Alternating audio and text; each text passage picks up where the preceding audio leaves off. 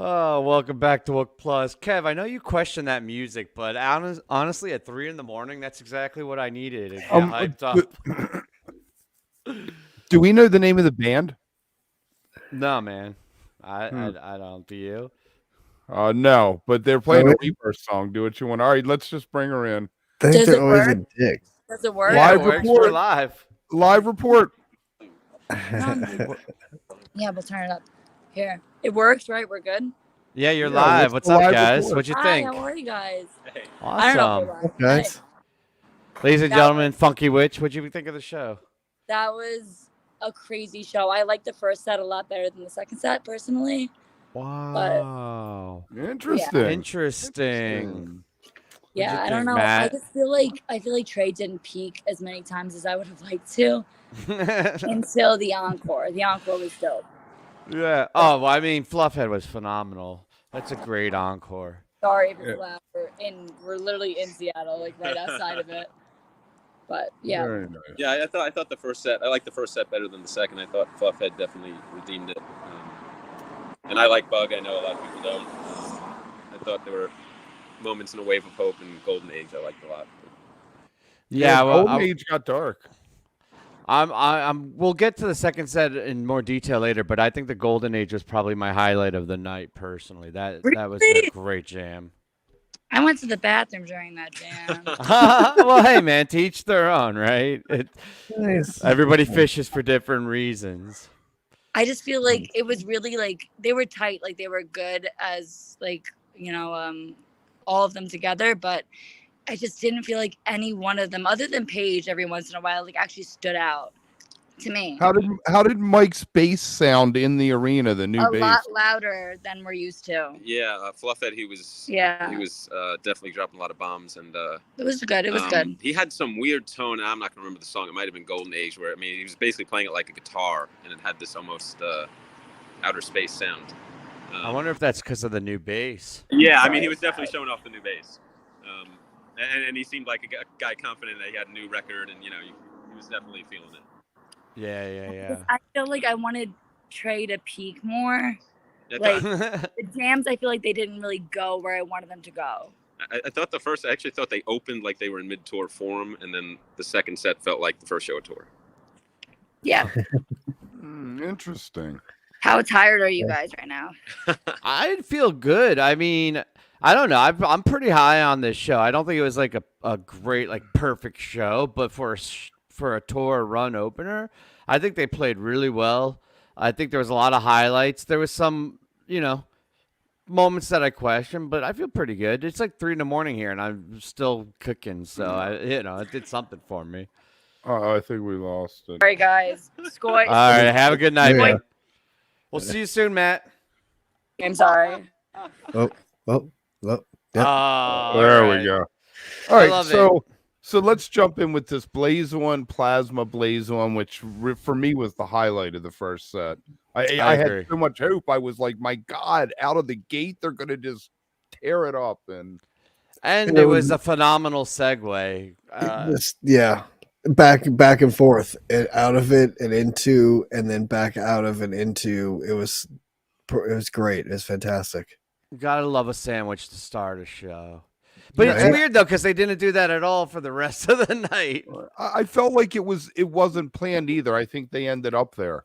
I think they were playing, and then Plasma's one of those songs that can find its way into a lot of different spots. Yeah, I think they do that with Plasma a lot. It shows up in Trey's fingers, and it's just like, all right, here we're going, right? And Phish jumps on, and I think that's one that they could fall into fairly easily. It was awesome though. Great way to start the show.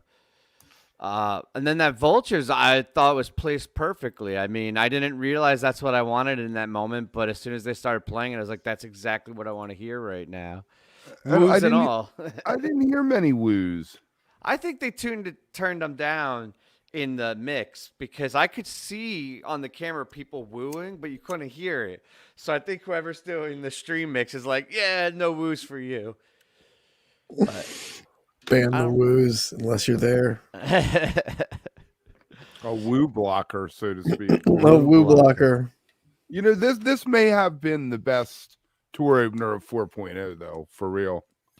For real, it was better than Arkansas. It was better than Sacramento, and I was at Sacramento and can say this was. I mean, it was definitely. It had a little bit. The jams were a little bit. You look at the set list and you're like, I don't know, it wasn't a great show. But then the jams inside of the songs and in the show were really spectacular. I mean, Yeah. either way, I mean, I think I thought set 2 had its moments. I thought I don't want to get ahead of ourselves, but I thought there was Wave of Hope was fantastic. Like that was a highlight jam. That Golden Age, as you said, was a highlight jam. I thought Walls of the Cave always like that was a great. That ripped opening like right out of the gate, as we mentioned, was so good. I don't know. I thought it was, it was, yeah. It sounded a lot better than I expected them to sound. There was no rust. There wasn't a lot of rust. The set list was kind of the rust. I feel like their playing wasn't really. It was so much. You had vultures and then sample. Boom. We're gonna play sample for 5 minutes. Yeah, but it was ripping and it was fun. You're right. It's a little safe. It's a little, separated or whatever. First night thing, which I guess is the first night of tour. It's a little safe. That's a good way to put it. But I like that they didn't flub a lot. It was clean. It was tight. They played it safe. It was a launch pad for the rest of this run, and I think it was executed perfectly. Like if the coach was in the locker room drawing up a play, that was the play you were going to get tonight. There's no way around it. This was the play we were going to get, and I think they executed it really fucking well. Well, all right, so we'll keep going. Yeah, keep talking. Go ahead. Well, I'll say this though: it's only an 8-show tour, right? So unlike like fall 21 when Sacramento and it was 20 shows, but some of the songs they played night 1 there evolved over the next 2 and 3 times they played them to be epic jams of the tour and epic jams that like were in there. So it kind of had that same feeling tonight of these other songs, but it's only 8 shows, so you don't have a lot of time to get 2 or 3 versions of these songs in a tour. You know what I mean? If they even play them again as it is. So that's what's interesting. Oh boy, we got more. Oh boy. Let's just for a minute. Do it. Say hi. Do it. You got 30 seconds. This might have been the best tour opener in. Oh, this is terrible. This might have been the best tour in a long. I don't know if you can hear me at all. Yeah, we're gonna let you go because it's very loud. But you like it? I want to say this: we don't get these fucking nicest motherfuckers in the 206 until these fucking hippies show up. What the fuck is with you hippies and gas? It's fucked up. It's really fucked up. Go enjoy a balloon on me. All right, I can't handle it. It's hurting my 3 a.m. I love how Skoy's like all these hippies show up as if he's not a fucking Wook himself. He has nothing to do with it. All right. But okay. But the set list, we still got some good songs. We got a Ghost tonight. We got a Fluff Hit tonight. We got a Wave of Hope, which is not the same as Ghost and Fluff Hit historically, but in 4.0 is a phenomenal fucking jam vehicle. So it's not, I don't think it's a complete shit set list, but I hear what you're saying. Yamar. Where are you on? We know what they did. Where are you on Ghost as a set closer? I don't like it the more I hear it as a set closer. I like that Walls of the Cave was the penultimate, though, because that's a very common set closer. And I was kind of like, man, they're ending the set already. And like, I don't know. I wasn't ready for it. To Kev's point, Ghost is a weird song there for that. Like, you always feel like it needs something after it and isn't like really an ender. Like after Walls of the Cave, something like a Chalk Dust would be a sweet, like something that keeps you up and going and kind of just blasts into the next song. Because as you said, Tim, you're expecting that to be the end of the set. Like that's usually your set break song. So then to have something behind it, you're like, ooh, what's this? What's this extra treat? So anything's that treat, but it's just Ghost is kind of a weird way to, I don't know, it's a weird way to end a set. I agree, Kev. It's not really a set ender. Like, but coming out of Walls of the Cave into like Antelope, how we always talk about Antelope is that set ender, like something like that. Antelope would have been perfect. Antelope has been lost to the annals of time, apparently. They haven't played it in a long time. Annals of Antelope. Annals. Yes. So, Can't I wait mean, to you hear guys the have any battle. other general comments on the first set? I know we skipped Steam and my friend, but I feel like we're at a good point where we can just kind of recap the first set. Decent. We're at a good point too to say make sure that you come back every night after every night. Phish show. And next Wednesday we're doing the lot. We're bringing the Lot. lot back. Do we have We any are. guests that we can talk about? We will have guests, but we can't talk about We it. cannot talk about them No, now. but And we will also, have guests. make sure you like, subscribe. If you're watching this tomorrow morning afterwards, make sure you leave a comment. We love to interact down that way too. And Yeah. let's And jump in. tomorrow, if Oh. if you feel inclined, my band Hugh will be broadcasting a set of music at 4:20 in the afternoon. So come back here and check it out. I appreciate the support. I'm a little bit nervous, but I'm excited too. So You'll notice Kev hit the plug on everything except for your band. Kev hates Hugh. I have your no idea band. why. I'm starting to take it personally. This is so fucked up. I'm gonna be so sleepy that promo. I didn't see that one on my stack of promos here to read. I lost that one. I lost that index card. Damn it. All right, so let's get into the second set because I think there's some really bright gems in this set, and right off the bat, right off the bat. I mean, come on, that MVP of 4.0 so far has been Wave of Hope. Yeah, always an organic jam. It doesn't ever sound forced or planned to me. Every time it makes me think of you. You called it from the beginning, way back when, that this would be their next. So I always call it Web of Hope, like WEV, like for you, Kev, Web of Hope, and it always has that. It's all, even when it's shorter and condensed, it's still a great jam. Like it still rips. So I love you, Andy. It is this jam too. I feel like to get it on the first night is even more special because, like, I think this may end up being one of the top jams, certainly of the weekend, but maybe of this short run. Like, I think it's going to be a top 5 jam. It's a jotty. It's a jotty. Oh, don't jump on that shit. I'm so sick of that. Jam it's just a jot. Right. You know what I love about what John, the jam of the night. What Trey did in Wave of Hope and also No Man's tonight, he laid back and just played rhythm.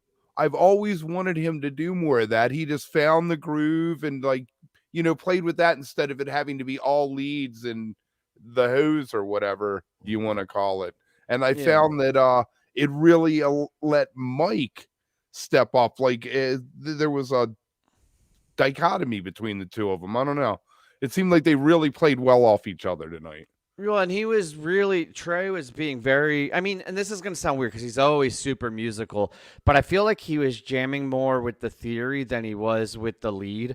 Like, a lot of times he'll rip and it'll just be like lightning and he'll be all over the place, but I felt like he was doing more with different modes and modulations and leading the band, like almost as if like he was like composer Trey, not like ripping guitar player Trey, right? And I felt like there was a lot more interesting shit going on in that aspect, and maybe that's because he wasn't as trying to be machine gun Trey. I thought, and honestly, I thought you're right. Mike sounded really good too. The whole band did. I really feel like they were super tight tonight.